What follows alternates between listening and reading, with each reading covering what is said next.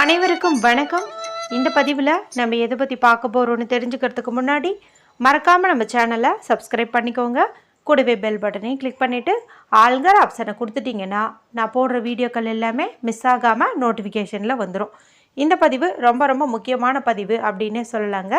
எதை பற்றிய பதிவு அப்படின்னு பார்த்திங்கன்னா, இன்றைக்கி நமக்கு பிப்ரவரி மாதத்தின் 20ஆம் தேதி மாசி மாதத்தின் 8ஆம் தேதி நிறைஞ்ச வியாழக்கிழமை.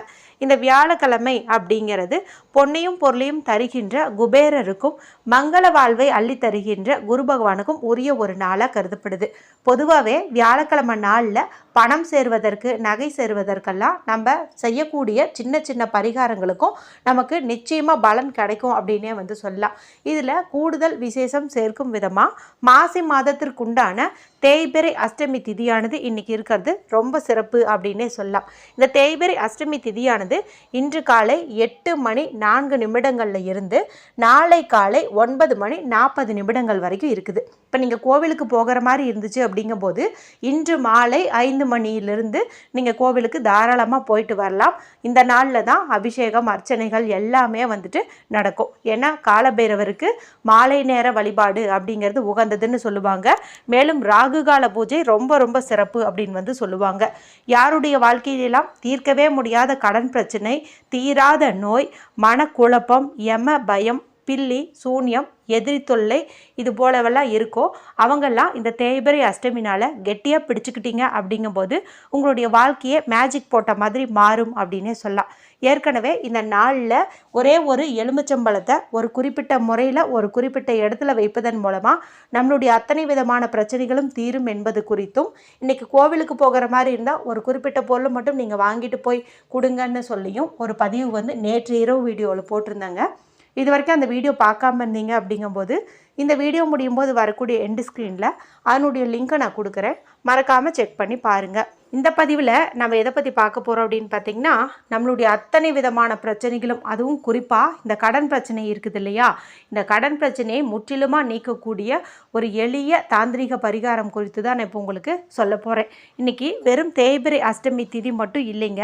இன்றைக்கி அஷ்டமி திதி அப்படிங்கிறது பார்த்திங்கன்னா 8வது திதியாக வருது இல்லையா. இந்த 8ங்கிற எண்ணு இன்றைக்கி மாசி 8 அப்படிங்கிற தேதியிலையும் வருது.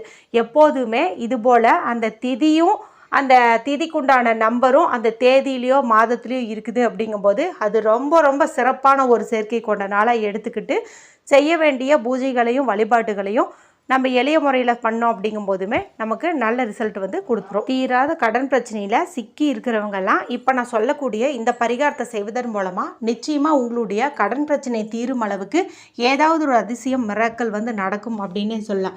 ஏதாவது ஒரு திடீர் அதிர்ஷ்டம் பணவரவு ஏற்பட்டு உங்களுடைய கடன் பிரச்சனையிலேருந்து நீங்கள் முற்றிலும் வெளிவருவதற்கு ஒரு வாய்ப்பாக அமையும் அப்படின்னே சொல்லலாம். இந்த பரிகாரத்தை யாரெல்லாம் செய்யலாம் அப்படின்னு கேட்டிங்கன்னா, கடன் பிரச்சனை கழுத்தை நெரிக்குதுன்னு நினைக்கிற ஆண்கள் பெண்கள் யார் வேண்டுமானாலும் செய்யலாம். மேலும் பெண்கள் இதை பீரியட்ஸ் டைமில் செய்யலாமான்னு கேட்டால் தாராளமாக செய்யலாம். பிறப்பிறப்பு தீட்டு இருந்தாலும் தாராளமாக செய்யலாம். வீட்டில் அசைவம் செஞ்சுருந்தீங்க சாப்பிட்ருந்தீங்க அப்படின்னாலுமே தாராளமாக செய்யலாம்.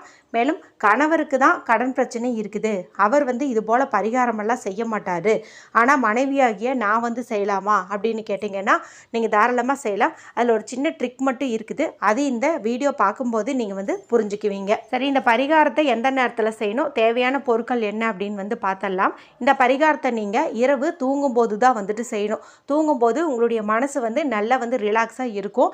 ஏன்னா அடுத்தடுத்து வேலைகள் அப்படின்னு இருக்கும்போது தான் மனம் படபடப்பாக இருக்கும்.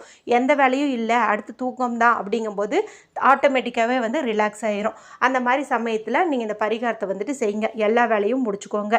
இதை எப்படி செய்யணும் அப்படின்னு பார்த்தீங்கன்னா, இதுக்கு நமக்கு தேவையானது ஒரு ஒயிட் ஷீட் தேவைப்படுது. எந்த ஒரு கோடுகளும் இல்லாத பியூரான அன்ரூல்டு ஒயிட் ஷீட் தேவைப்படுது. இதில் எழுதுவதற்கு நமக்கு சிவப்பு நிறத்தில் இங்கு வரக்கூடிய பேனா, ஸ்கெட்ச் பென்சில், மார்க்கர் தேவைப்படுது. அடுத்ததாக நமக்கு தேவைப்படுற பொருள் அப்படின்னு பார்த்தீங்கன்னா மிளகு தேவைப்படுது. இந்த மிளகு அப்படிங்கிறது விஷத்தை முறிக்கக்கூடிய தன்மை கொண்டது. மேலும் கடன் பிரச்சனை, கஷ்டங்கள், கவலைகள் எல்லாத்தையுமே நீக்கக்கூடிய ஒரு அற்புதமான பொருள்னு பார்க்கும்போது இந்த மிளகு சொல்லலாம். மேலும் தேய்பிறை அஷ்டமி நாளில் நம்ம மிளகு வச்சு ஒரு பரிகாரம் செய்கிறோம் அப்படின்னாலே அதில் பாதி வெற்றி உண்டாகிடும். மீதியெல்லாம் நம்ம செய்யக்கூடிய இந்த பரிகாரங்கள் பார்த்துக்கும். இப்போ 8 மிளகு நீங்கள் எடுத்துக்கணும். பொதுவாகவே அஷ்டமி திதிங்கும் போது நம்ம 8 மிளகை பயன்படுத்துறது நல்லது. மேலும் இன்னைக்கு தேதியிலும் 8ங்கிற எண் வரதுனால நீங்கள் 8 மிளகு வந்து எடுத்துக்கோங்க. வீட்டில் பயன்படுத்திகிட்டு இருக்கிற அந்த மிளகையே எடுத்துக்கலாம், புதுசாக வாங்கணும்ட்டு அவசியம் கிடையாது. இப்போ நான் சொன்ன இந்த பொருட்களை எடுத்துகிட்டு வீட்டில் அமைதியான இடத்துல உட்காந்துக்கோங்க. யாருக்கிட்டேயும் பேசாதீங்க, டிவி பார்க்காதீங்க, மொபைல் பார்க்காதீங்க, மனசை ரிலாக்ஸ் பண்ணிக்கோங்க. இப்போ உங்கள் பேர்லேயும் கடன் இருக்குது, உங்களுடைய கணவர் பேர்லேயும் கடன் இருக்குது. அப்படிங்கும்போது 2 பேர்த்துக்கும் நான் சொல்கிற இதே மெத்தடையே தனித்தனியாக வந்துட்டு செய்யுங்க. நல்ல ரிசல்ட் வந்து உங்களுக்கு கொடுக்கும். இப்போ இந்த பேப்பரில் நான் ஸ்க்ரீனில் காட்டுறேன் பாருங்கள். இந்த சிம்பலை வந்துட்டு நீங்கள் வரைஞ்சிக்கணும். இது பார்த்திங்கன்னா உங்களுடைய தீராத கடன் பிரச்சனையை தீர்க்கக்கூடிய ஒரு அற்புதமான வழிகாட்டியாகவே இருக்கும் அப்படின்னு வந்து சொல்லலாம். ரொம்ப ரொம்ப பவர்ஃபுல்லான சிம்பல் அப்படின்னும் சொல்லலாம். இதை வந்துட்டு நீங்கள் பார்த்து பொறுமையாக வந்து வரைஞ்சிக்கோங்க. கண்டிப்பாக ரெட் கலரில் தான் வந்து வரையணும், ஞாபகம் வச்சுக்கோங்க. இதே மாதிரி வந்துட்டு நீங்கள் வரைஞ்சிக்கோங்க.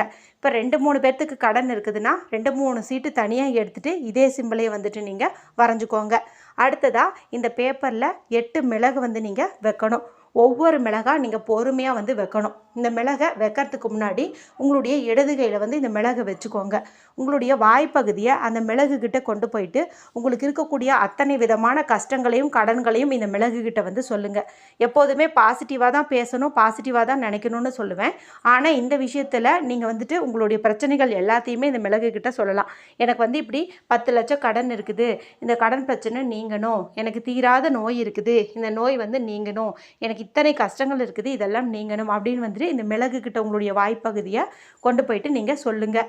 இது எல்லாமே பார்த்தீங்கன்னா உட்கிரகிச்சு வச்சுக்கும். அதன் பிறகு இந்த மிளகை உங்களுடைய இடது கையாலவே ஒவ்வொன்றா அந்த பேப்பரில் வந்துட்டு நீங்கள் வச்சுருங்க. இப்படி 8 மிளகையும் வச்ச பிறகு இந்த மிளகெல்லாம் கீழே விழுகாத மாதிரி அந்த பேப்பரை வந்துட்டு நீங்கள் மடிச்சுக்கோங்க. பொட்டலம் மாதிரி பண்ணிக்கிட்டீங்க அப்படின்னாலும் சரி. இப்போ இது வரைக்கும் சொன்னதெல்லாம் நீங்கள் அப்படியே வந்துட்டு ஃபாலோ பண்ணிக்கோங்க. அடுத்ததாக நம்ம செய்ய போகிறது பார்த்திங்கன்னா, இப்போ உங்கள் கணவருக்கு தான் இந்த கடன் பிரச்சனை இருக்குது அப்படிங்கும்போது இந்த மிளகு பொட்டலத்தை உங்களுடைய கணவர் தூங்கக்கூடிய தலகாணி கடியில் வந்துட்டு நீங்கள் வச்சிடணும். இப்போ உங்களுக்கும் கடன் இருக்குது, உங்கள் கணவருக்கும் கடன் இருக்குது அப்படிங்கும்போது அவருடைய தலகாணி கடியில் ஒன்று, உங்களுடைய தலகாணி கடியில் ஒன்று, அந்த மாதிரி நீங்கள் வந்துட்டு வச்சுக்கலாம். இரவு முழுவதும் நிம்மதியாக வந்துட்டு நீங்கள் தூங்குவீங்க. அடுத்த நாள் காலையில் எழுந்ததும் ப்ரஷ் பண்ணிவிட்டு காலை கடன்களை எல்லாம் முடிச்சுட்டு குளிக்கிறதுக்கு முன்னாடி இந்த மிளகை வந்துட்டு நீங்கள் எடுத்துக்கோங்க. இப்போ உங்கள் தலகாணி கடியில் இருக்கிறத நீங்கள் எடுத்துக்கோங்க. உங்களுடைய இடது கையில் வச்சுக்கோங்க. கிழக்கு பக்கம் பார்த்த மாதிரி நின்றுக்கோங்க. உங்களுடைய தலையை இடதுபுறம் இருந்து வலதுபுறம் 8 முறையும், வலதுபுறம் இருந்து இடதுபுறம் 8 முறையும் வந்துட்டு நீங்கள் சுற்றிக்கோங்க. அதாவது கிளாக் வைஸில் 8 டைம்ஸ், ஆன்டி கிளாக் வைஸில் 8 டைம்ஸ் வந்துட்டு நீங்கள் சுற்றிக்கோங்க. இப்போ ஒரு அகல் விளக்கோ இல்லை ஏதாவது ஒரு மண் சட்டி மாதிரி வச்சுருந்தீங்கன்னாவோ அதில் கற்பூரத்தை போட்டு ஏற்றி வச்சு அதில் வந்து இந்த மிளகையும் பேப்பரையும் போட்டு நீங்கள் எரிச்சிருங்க. இது பார்த்திங்கன்னா வெடிக்க தொடங்கும். இது வெடிக்க தொடங்கும் போதே உங்களுடைய கடன் பிரச்சனை தீர்வதற்கான வழிகள் வந்து கிடச்சிரும். பணவரவில் இருக்கக்கூடிய தடைகள் எல்லாம் வந்து நீங்கிடும். இப்போ உங்கள் கணவருடைய தலகாணி கடியில் நீங்கள் இதே போல் ஒரு பொட்டலங்கள் வச்சுருந்தீங்க இல்லையா, இப்போ அதை வந்து அவர் கையிலேயே கொடுத்து அவரையே வந்துட்டு நீங்கள் சுற்றிக்க சொல்லுங்கள். இடது கையில் வச்சு இந்த பக்கம் 8 முறை, அந்த பக்கம் 8 முறைன்னு சுற்ற சொல்லுங்கள். அவர் சரியாக செய்ய மாட்டாருன்னு நினச்சிங்கன்னா அவரை கிழக்கு பக்கம் பார்த்த மாதிரி நிற்க வச்சுட்டு நீங்களே அவருடைய தலையை வந்து இந்த பக்கம் 8 முறை, அந்த பக்கம் 8 முறை வந்துட்டு சுற்றிட்டு இதே போல் வந்துட்டு 2ஐயும் ஒரே அகல் விளக்குலேயே நீங்கள் போட்டு வந்து எரிச்சிடலாம். இப்படி எரித்து முடித்ததுக்கு அப்புறமா இந்த சாம்பல் இருக்கும் இல்லையா, அதை வந்து நீங்கள் டஸ்ட்பின்லேயோ இல்லை கால்படாத இடத்துலையோ போட்டுருங்க.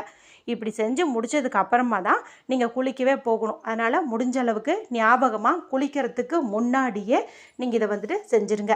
இன்றைக்கி நைட்டு தலகாணி கடியில் வச்சுட்டு படுத்துக்கோங்க. நாளைக்கு காலையில் வெள்ளிக்கிழமை காலையில் எழுந்ததும் இது போல் சுற்றிட்டு எரிச்சிட்டு குளிச்சுருங்க. ரொம்ப ரொம்ப சிம்பிளான அதே சமயத்தில் பவர்ஃபுல்லான இந்த மிளகு பரிகாரத்தை எல்லாருமே செஞ்சு பலனடையுங்க. ஏதாவது சந்தேகங்கள் இருந்துச்சுன்னா கமெண்ட் பண்ணுங்கள். பிடிச்சிருந்தால் மற்றவங்களோட ஷேர் பண்ணுங்கள், லைக் பண்ணுங்கள். மற்றும் ஒரு பயனுள்ள பதிவில் உங்களை சந்திக்கிறேன். நன்றி, வணக்கம்.